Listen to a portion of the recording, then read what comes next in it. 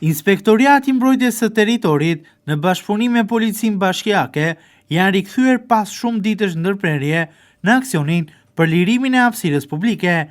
IMT e Bashkisë së Vlorës, por edhe Policia Bashkiake përgjatë kësaj të mërkure kanë vijuar një tjetër fazë për lirimin e hapësirave publike. Këtë radhë, në fokusin e strukturave të bashkisë ka qenë rruga Transballkanike. Në Transballkanike, ky aksion është përqendruar pasi vetëm pak ditë më parë, një tjetër fazë palajmëruese për bizneset u realizua në shëritoren Lungomare.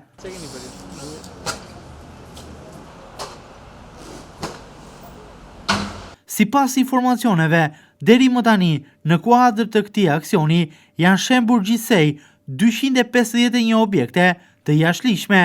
Siç raportohet, këto objekte kanë qenë të ndërtuara duke zaptuar hapësirën publike të kalimtarëve, por gjithashtu mes tyre ka patur edhe objekte të cilat kanë patur një leje, por e kanë kaluar kufizimin e shfrytëzimit të hapësirës publike.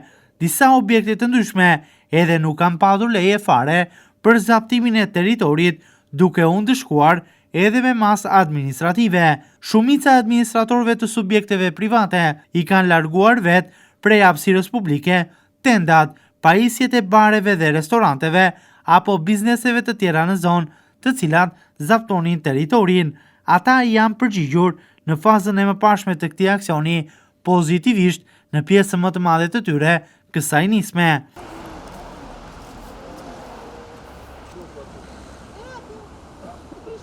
Gjithashtu konfirmohet edhe fakti, pavarësisht se ky aksion është kryer edhe në faza të mëparshme, momentalisht punonjës të Policisë Bashkiake dhe Inspektoriatit të Mbrojtjes së Territorit kanë evidentuar edhe 120 subjekte të tjera, të cilat vazhdojnë të zaptojnë vendkalimin e këmbësorëve. Subjektet këto të cilat janë lajmëruar sërish administrator të tyre ju shlën disa ditë kohë si afat për të larguar nga vendkalimi i këmbësorëve pjesët e bizneseve të cilat zaptojnë hapësirën publike.